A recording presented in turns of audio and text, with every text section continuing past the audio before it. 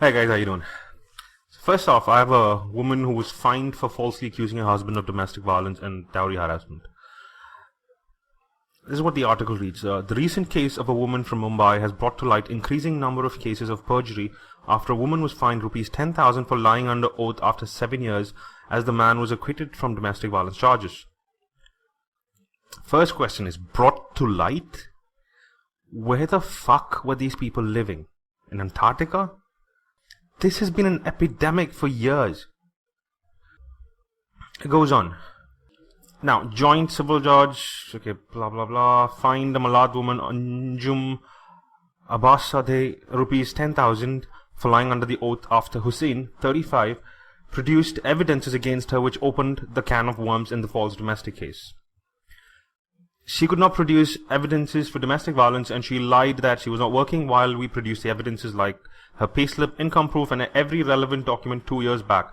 But still the case was proceeded and finally the order was out against her and I was acquitted by the court, said Hussain Abbassadeh. This woman made his life a living hell. She filed a case against him 7 years back and he and his parents were sent to jail merely on her verbal complaint. He lost his job and his freedom for 7 years. And what do you think the punishment was for the woman who did this? The woman who lied to the police and the court. She had to pay a fine of 10,000 rupees. That comes up to less than $200. And it's fucking peanuts. This is the kind of punishment she gets for making a mockery of the justice system. Well, she didn't really make a mockery of the justice system, did she? She used the power the justice system gave her to make this man's life a living hell. These kinds of incidents have been going on for several years and nobody gives a fuck. No one except men's rights activists asked for this law to be changed. I mean, this is the amount that sums up to 7 years of a man's life. 10,000 rupees. Fucking hell. Now, the next one also has to do with one such case. In this case, another woman was just being a bitch. Not a small one at that. She's a money-mongering, lying bitch. The article reads, according to Patil's plea, after litigating over their divorce petition for several years, he and his estranged wife, Sandhya, came upon an agreement or compromise whereby Sandhya agreed to withdraw all criminal cases that she had filed against Patil and his family members under the Domestic Violence and Dowry Prohibition Acts, and in turn, Patil agreed to amend his plea seeking divorce on the grounds of cruelty, and both agreed to file for divorce on mutual consent to make the divorce procedure simple and quicker. He also agreed to give Sandhya rupees 5 lakh as a permanent maintenance amount. However, once the divorce plea was converted into one by mutual consent and the divorce was granted, and after Patil gave her the money, Sandhya changed her mind and refused to withdraw the criminal cases. And these were cases that was filed against him and his family members. You know what? Of course, expecting a woman to keep her words after she got what she wanted was plain stupid of this guy. He was being a fucking idiot. Did he think she would just roll over after filing false cases? The false cases were obviously to torture him and extort money from him. There's no doubt about that. She got the 5 lakh she wanted and the divorce and then went right back to making his life a living hell. His appeal first was thrown out by a sessions court. I have no idea how they justified throwing this case out, but luckily the High Court stood by him in this injustice. The article continues, the respondent first agreed to the compounding of the offence and subsequently withdrew consent that too. After taking undue advantage on the basis of such compromise, she cannot be allowed to go back on her consent terms as it would clearly amount to abuse of process of law. This is what Justice Phalsalkar Joshi said. And he also said that the cases filed under the DV Act and the Dowry Prohibition Act be quashed. Now, this judge had his head on while giving a verdict on this matter, but what punishment does the wife get? None. Absolutely none. Well done, fucking justice system. This is just trial and error. All she's doing is, okay, if I can get it this way, well, good. If I can't, I'm not going to get punished either way, so I might as well give it a shot. They need to punish the women who file these false cases. And I'm not talking just 10,000 rupees. I mean, there was a case where a woman was asked to pay 500 rupees. That comes to fucking $10 for filing a false claim. A false rape charge, that too. Another one was asked to just stand outside court the whole day as punishment. I mean, this was punishment for fucking filing false rape claims.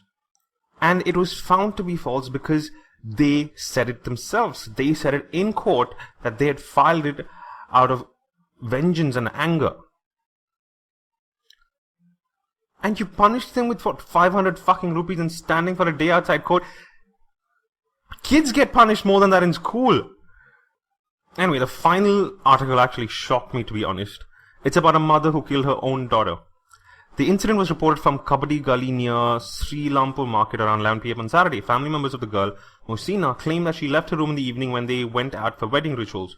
After returning, when her mother Saida and brother Muhammad Yunus went looking for her, they found her in a compromising position with their tenant, Guddu. An angry Saida grabbed Mohsina's dupatta, that's the shawl as you call it, and dragged her to the ground, while Guddu managed to flee. Saida allegedly smothered her with a pillow until she fell unconscious. She panicked when Mohsina did not respond and called Yunus for help. They told family members that Mohsina had fallen unconscious due to low blood pressure and rushed her to JPN hospital, where she was declared dead on arrival. Saida and Yunus tried to cover up the matter, saying that Mohsina had died of a heart attack. Now, when I said I was shocked, I did not mean that I was shocked a woman was violent. I'm definitely not shocked. And no, I'm not shocked she killed her own daughter. I'm shocked that she did it herself. Most women, especially Indian women, are well known for not doing the fucking dirty work when it comes to matters like this.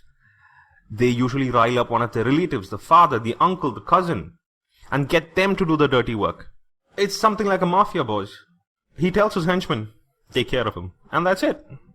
It's done. They'll do the dirty work. He just needs to sit there and tell them what to do. And that's what women do. Anyway, the article reads on. However, doctors suspected foul play after finding strangulation marks on her throat and informed the police. A team from Sri Lampur police station reached the hospital and arrested Saida and Yunus. Saida's family made a living by renting rooms. Yunus had recently taken up a job at a factory. The family, originally from Meerut, had fixed Mohsina's marriage with a businessman in Ghaziabad. Family members said that Mohsina was having an affair with Guddu for the past 2 years, but they refused to accept the match as he did not have a stable job. They had even threatened the girl and Guddu. A case of murder has been registered based on the confessions of Saida and Yunus.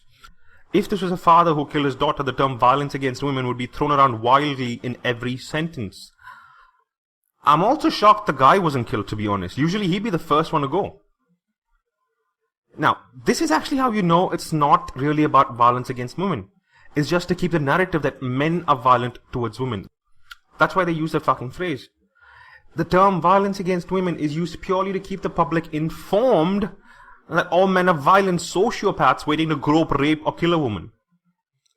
How many of you think this woman will even receive the full sentence for the murder? Punishment for murder is a death penalty or life imprisonment. If it is possible, the lawyers might try to get this to fall under culpable homicide, and the punishment for that is a term up to 10 years. My guess is she'll get 5 to 7 years. How many years do you think she'll get?